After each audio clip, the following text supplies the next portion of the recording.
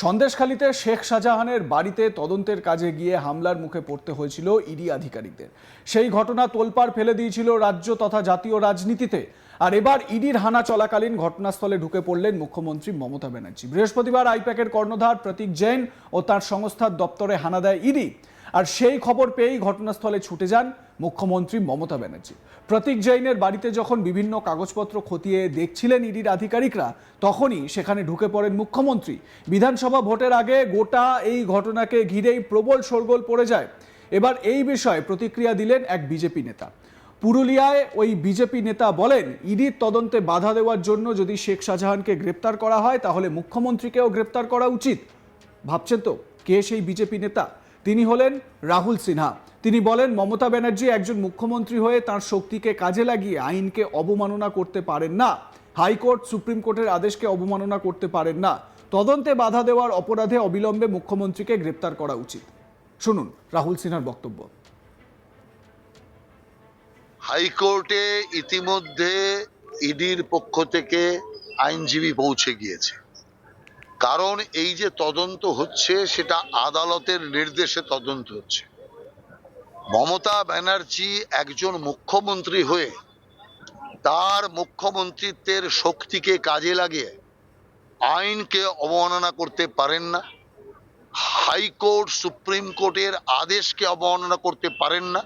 আর সবচেয়ে বড় কথা, তদন্ত চলাকালীন যে ল্যাপটপ আর ফাইল পার্টির ধোয়া তুলে উনি নিয়ে চলে এসছেন, এই চুরি করবার ক্ষমতা তারও নেই।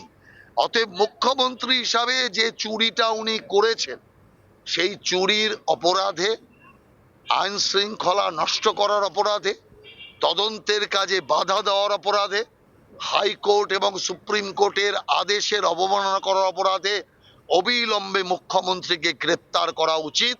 এবং আমার বিশ্বাস, আদালতের নির্দেশেই মুখ্যমন্ত্রী গ্রেপ্তারও হবে, ক্ষমতা ছাড়াও হবে। যে অপরাধ উনি করেছেন, এই অপরাধের কোনো ক্ষমা হতে পারে না। এইডবি বাস স্ট্যান্ড থেকে হাজরা পর্যন্ত মিছিল, প্রতিবাদ মিছিল, সে মিছিল উনি করুক, তাতে কি আসে যায়?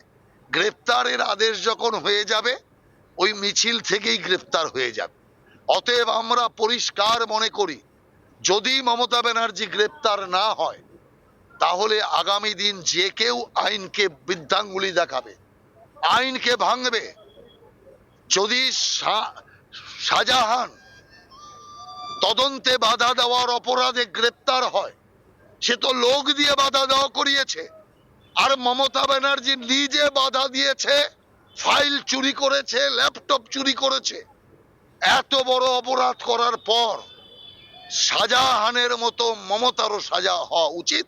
সেই কারণে আমি মনে করি মমতা ব্যানার্জি আইনের ঊর্ধ্বে নয়।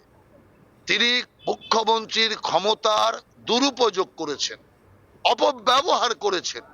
তার অপব্যবহারের জন্য কঠিন শাস্তি, দৃষ্টান্তমূলক শাস্তি হওয়া দরকার, যাতে আদালতের নির্দেশে চলা তদন্তের উপর আর কেউ হস্তক্ষেপ না করে। এই যে ল্যাপটপ নিয়ে চলে যাওয়া, কি মনে করছেন? ল্যাপটপ ওখানে সমস্ত কয়লা দুর্নীতির কাগজপত্র, সমস্ত ফাইল সব ছিল। শুনলেন তো রাহুল সিনহার বক্তব্য। উল্লেখ্য, ইডির এই হানাকে কেন্দ্র করে বৃহস্পতিবার দিনভর সরগরম ছিল রাজ্য রাজনীতি। সবচেয়ে বড় কথা, প্রতীক জৈনের বাড়িতে মমতাকে খালি হাতে ঢুকতে দেখা গেলেও সেখান থেকে যখন তিনি বের হন, তখন তার হাতে একটি সবুজ ফাইল দেখা যায়। সবুজ ফাইল হাতে নিয়ে বক্তব্য রাখার সময় মমতা বলেন, এটা কি ইডির কাজ? খারাপ স্বরাষ্ট্রমন্ত্রী, দুষ্ট স্বরাষ্ট্রমন্ত্রী, তিনি দেশকে রক্ষা করতে পারেন না, আর আমার সমস্ত পার্টির ডকুমেন্ট কেড়ে নিচ্ছেন। আমি যদি বিজেপি পার্টি অফিস যাই, তাহলে কি হবে? ফলটা কি হবে? শুনুন কি বলেছেন Mamata. How to collect all of our party hard disk, the candidate list, the party strategy, the party plan. Is it the duty of the ED and Amit Shah, the nasty home minister, the naughty home minister who cannot protect the country, and he's taking away all my party documents? If I get the BJP party office, what will be? আমার সহকর্মী সত্যজিৎ ব্যানার্জি এ বিষয়ে তার প্রতিবেদনে কি জানাচ্ছেন শুনুন। কেন্দ্রীয় তদন্তকারী সংস্থা ইডির যে অভিযান আইপ্যাকের অফিসে তা নিয়ে চলছে ইতিমধ্যেই রাজ্য রাজনীতিতে চাঞ্চল্য। সারা রাজ্য জুড়ে তোলপাড় শুরু হয়েছে এই ঘটনায় এবং ইডির সূত্রে যা দাবি করা হচ্ছে এবং রাজ্যের প্রধান বিরোধী দল বিজেপি অভিযোগ করছে যে এই ইডির তদন্তে আইপ্যাকের অফিসে যখন ইডি তদন্ত করছিল বা আইপ্যাকের যে কর্ণধার তার বাড়িতে যখন ইডি তদন্ত করছিল সেই সময় পুলিশ রাজ্য পুলিশ নিয়ে গিয়ে মুখ্যমন্ত্রী মমতা বন্দ্যোপাধ্যায় সেই তদন্তে বাধা প্রদান করেছে। ইডির যে তথ্য বিভিন্ন ফাইল বা হার্ড ডিস্ক সেগুলি রাজ্যের মুখ্যমন্ত্রী মমতা বন্দ্যোপাধ্যায় তিনি সরিয়ে দিয়েছেন ইডির কাছ থেকে এবং এই অভিযোগ তুলছে এই দাবি তোলা হয়েছে যে কেন্দ্রীয় তদন্তকারী দল ইডির পক্ষ থেকে এবং রাজ্যের বিরোধী যে প্রধান বিরোধী শিবির বিজেপি নেতৃত্বের পক্ষ থেকে এই অভিযোগ কিন্তু তোলা হয়েছে এবং এই বিষয়ে সরবতে দেখা গেল পুরুলিয়া জেলায় নিজের কর্মসূচিতে আসা প্রাক্তন বিজেপির যে রাজ্য সভাপতি তথা বিজেপি নেতা রাহুল সিনহাকে।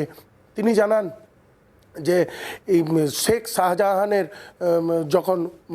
শাহজাহানের বিরুদ্ধে যখন কেন্দ্রীয় তদন্তকারী সংস্থা যখন তদন্ত করছিল তখন কিছু অন্য ব্যক্তিদের দিয়ে সেই তদন্ত আটকানোর চেষ্টা করেছিল বা বাধা প্রদান করেছিল শেখ শাহজাহান। তার জন্য যদি শেখ শাহজাহানের জেল হতে পারে তাহলে মুখ্যমন্ত্রী তো নিজে গিয়ে বাধা প্রদান করেছে, তার জেল হবে না কেন, তার গ্রেপ্তার হবে না কেন? অবিলম্বে তাকে গ্রেপ্তার করা উচিত এবং তার সাথে সাথে যে রাজ্য সরকারের ঘোষিত কর্মসূচি যে এই ইডির তদন্তের জন্য আইপ্যাকের অফিসে যে ইডি তদন্ত করেছে তার বিরুদ্ধে প্রতিবাদ মিছিল, সেই মিছিলের বিরুদ্ধে রাহুল সিনহা জানিয়েছেন যে যেদিন মমতা বন্দ্যোপাধ্যায়কে গ্রেপ্তারের নির্দেশ হবে সেদিন মমতা বন্দ্যোপাধ্যায়কে ওই মিছিল থেকেই গ্রেপ্তার করা হবে, এমনটাই কথা তিনি বলেছেন।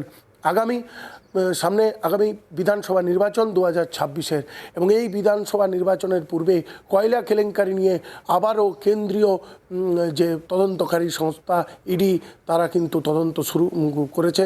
এই তদন্ত চলছে গত 2021-এর বিধানসভা নির্বাচনের পূর্ব থেকে। ইতিমধ্যে কয়লা কেলেঙ্কারি যে তদন্ত এবং কয়লা কেলেঙ্কারির যে কেস সেই কেস কিন্তু ইতিমধ্যে আদালতে চলছে এবং আদালতে হিয়ারিংও চলছে, এমনটাই সূত্র মারফত খবর রয়েছে।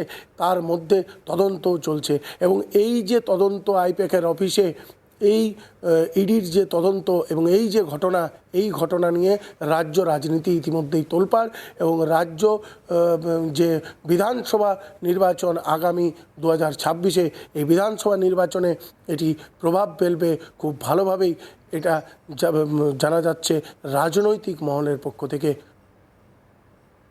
লাইক কমেন্ট শেয়ার করতে ভুলবেন না। দেখতে থাকুন আজ তাক বাংলা। সাবস্ক্রাইব করুন আমাদের ইউটিউব চ্যানেলটি, বেল আইকন প্রেস করুন নোটিফিকেশন পেতে।